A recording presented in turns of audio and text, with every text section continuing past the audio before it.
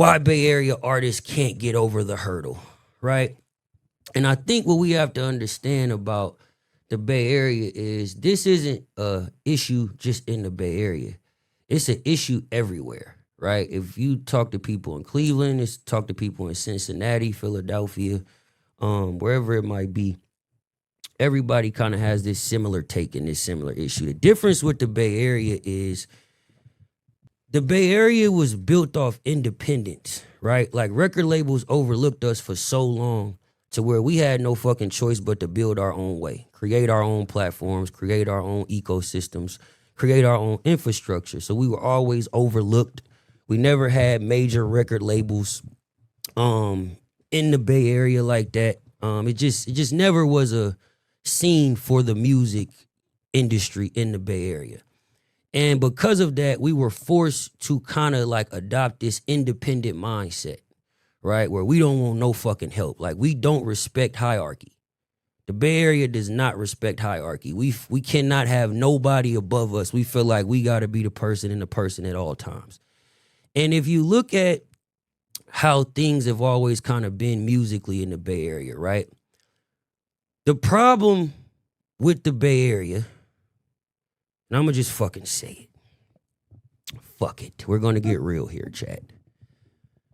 The problem with the Bay Area is the artists and the executives don't want to be moguls.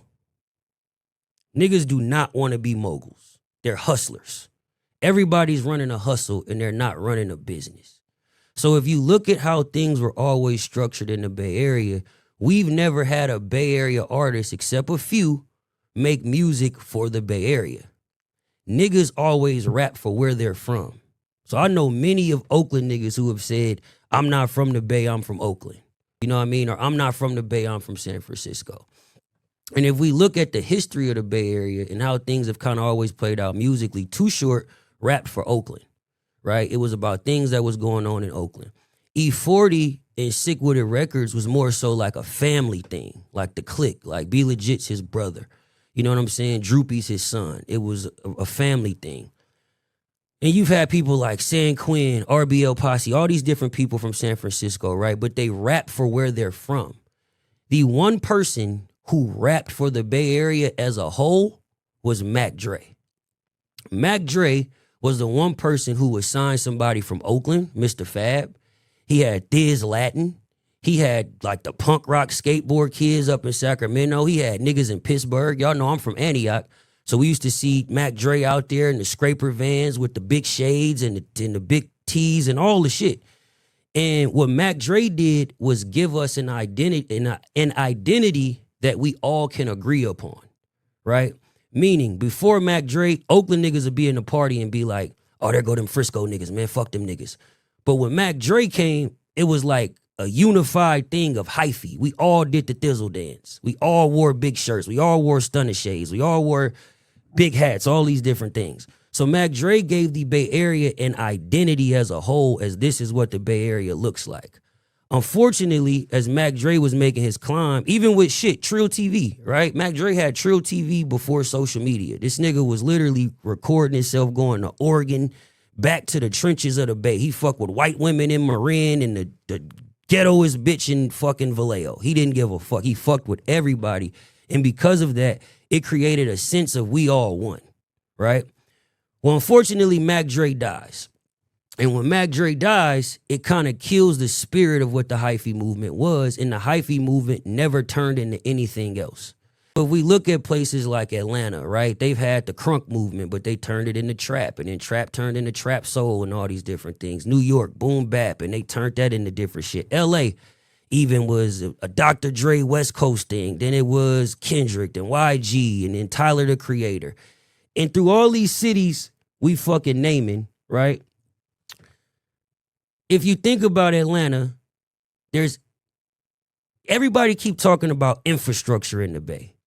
Infrastructure is not the fucking problem. We don't have institutions. We don't produce institutions. So when you think about Atlanta, you think about QC. You think about 1017, Brick Squad, Gucci label. You think about fucking Rich Homie Quan, Think It's a Game, right?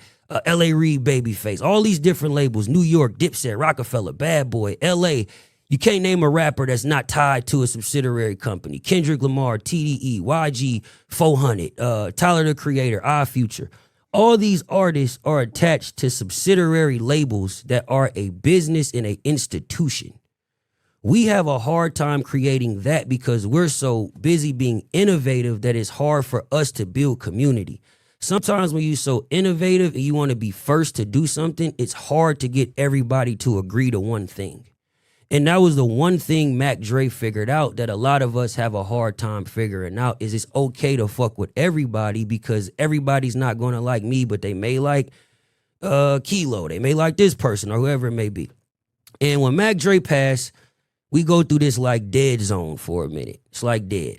And then all of a sudden we get these guys called the HBK gang. Shout out to them.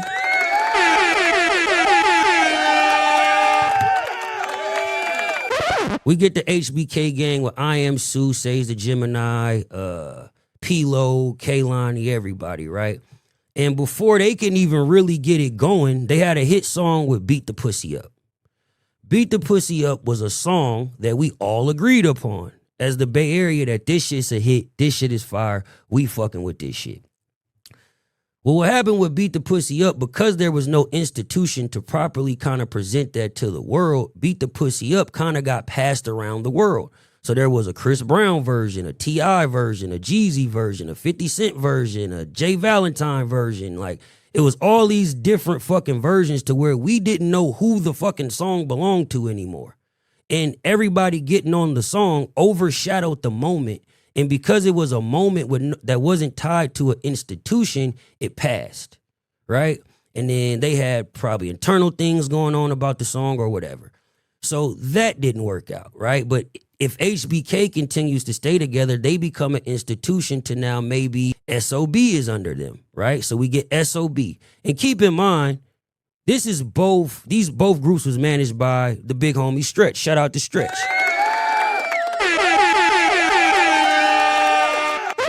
Stretch is somebody that came from the Mac Dre era, the Thiz era, and all of these things. And he took the game that he learned from that and continued to update his software and update his game as a manager. So therefore, Stretch went to different levels that most couldn't go, right? And you get an SOB, then they have internal issues. They end up falling out, right? So every time we kind of get something that we agree upon as a unit in the Bay, it dies out because we have no institutions to support it. No infrastructure, no institutions to support the shit. So what ends up happening is everybody sits back and says what's wrong, but nobody does shit about it. Nobody wants to do the actual fucking work to be a mogul in the Bay Area. Niggas want to be executives and artists. Artists don't want to be moguls. Executives don't want to be moguls. So everybody just be hustling each other. You know what I'm saying? It just be like, what can I get for this? Then there's another side to this to where I say in the Bay Area, we need executive development. Everybody say we need artist development. We need executive development. Everybody's not a Stretch, a Russell North, or a Ghazi. Those guys have surpassed the Bay Area. Majority of the managers, the A&Rs, the marketing people, their resources and expertise don't go past Petaluma or Fresno. It stays right in the Bay. They can't contact a ticket buyer to get you on Coachella or Rolling Loud or to expand your song. We've seen numerous artists in the Bay get big as shit, big as hell, but they can't scale because the management or whoever's behind them don't have the resources to call and say, hey, what do I do? Or they can't even put their ego down to call a Stretch or call a Ghazi and say, hey, this kid is doing 1 million streams a month. What do I do? They want to be the reason. So when you have innovation, it stifles community because you can't do anything together because you're trying to be the individual that did it by yourself. And because of that, we can't create ecosystems. We can't create institutions for our artists. When we think about Atlanta and the music, there's ecosystems behind this. I can't tell y'all how many times I've hit a Bay Area artist with a record, right, from my homeboy, Pop Lord. Shout out to Pop Lord.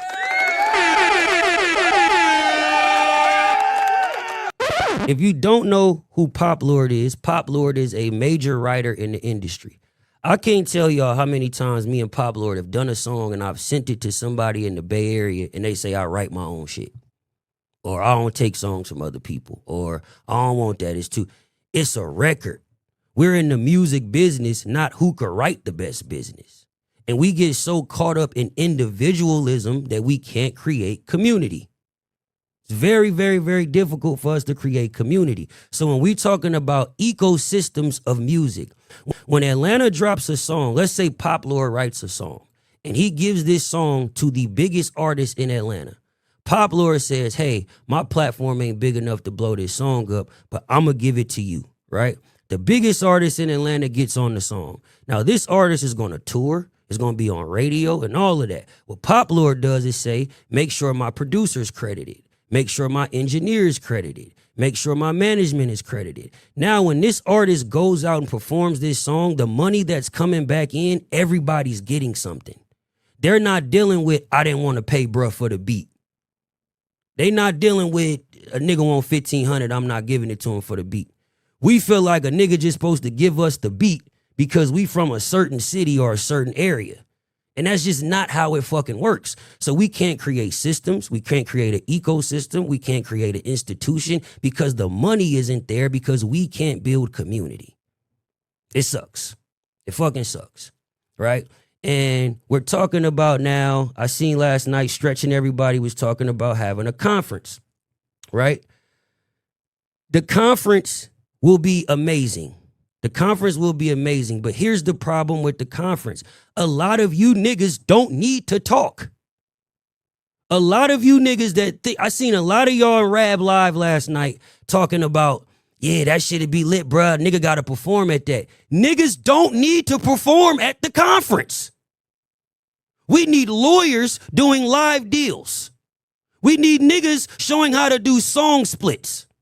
We need one-on-one management advice to show a nigga how to scale a brand deal and properly place an activation event around an artist who has a song that's popping. We don't need you niggas up here complaining about your friend from Oakland that you want to see win. Get the fucking information and y'all go huddle up and find the way to fucking win. But we cannot continue to sit here and not create institutions, not do the work, not fucking wake up and treat this shit like a fucking job and a business that it is. We cannot continue to do that and expect the world just to do something for us. Ghazi just to spend all his money. Stretch to come down out of his fucking mansion and tell us, hey, do this. It doesn't make sense. Do y'all know how much money Ghazi would lose if he only invested in Bay Area artists? Do you know how much in the red that man's company would be if he only invested in Bay Area artists? You niggas should think the same way. Y'all trying to sign y'all homeboy because it's close to you. Nigga, go find a nigga from Cleveland. Go find a nigga from somewhere else. Blow that nigga up. Get yourself structured. Then come back and get your homeboy because he might not be ready right now. But you niggas want to be the reason. Everybody want to be the innovator. I'm fucking guilty of it myself. I've went off and tried to do separate deals and not have the Bay managers and do a different sound because I want to be different. Being from the Bay, we look at everything everybody doing as lame as fuck. If you doing that, I got to try this. We just different. That's how we rooted that fucking way. So one thing we got to start understanding, bro, it's okay to have hierarchies. Hierarchy. How the fuck I say that shit? Hierarchy. I keep saying that shit wrong. It's okay to have hierarchy. It's okay to have leadership. It's okay to say, I don't fucking know.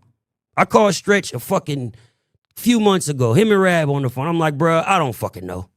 I'm in this fucking Atlantic deal right now. I'm trying to get the fuck out of this shit and just get back to me. I need y'all fucking help. I don't fucking know.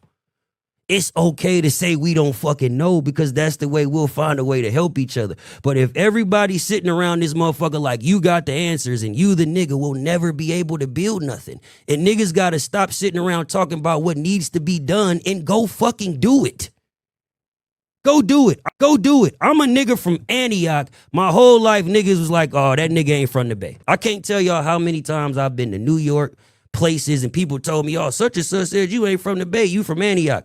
You know how many niggas in Atlanta is from Gwinnett County or Macon, Georgia? And they say we from Atlanta. because they understand the magnitude of doing something together, community. We still saying we from Oakland. So the main thing we need to do, we need moguls. We need institutions. We need 20-year-olds, 21-year-olds that want to work under Stretch, that want to work under Big Rich, that want to work under Ghazi. We don't need no more rappers. There's enough niggas rapping. We need A&Rs, marketers, fucking investors, all of this shit. And another thing, the reason why we gotta teach these young niggas the game, the management game, the marketing game. If you in the tech space, in any tech business, if a nigga ain't producing results, he's fired. Why is it in the music industry, these niggas who've been in positions for 30 years and not producing results are still in control? That's not a business. It's a hustle. Everybody's running a fucking hustle. So we have to understand business, not a fucking hustle. A business. The minute we understand that and we create ecosystems and institutions, I promise you the Bay Area will never have a fucking problem again, and we will be shining just like any other country in the fucking world. I mean, any other state in the fucking world. People go through the same thing. Milwaukee, Philadelphia, Baltimore. The difference is them niggas don't even have the opportunity or the resources. We got this shit right in our backyard. We got Silicon Valley and all this money right in our backyard, but we choose not to do it because we want to be the first. We want to be the one that put everybody on. It ain't about you, bro. It's about us. And the minute we understand that independence is stifling our community, the minute we get that, we'll flourish. Until then, we're going to keep having this. Well, y'all going to keep having this conversation because I'm not going to talk about this shit no more. I'm a free man. I'm getting back to working and creating my music and having fun, goddammit.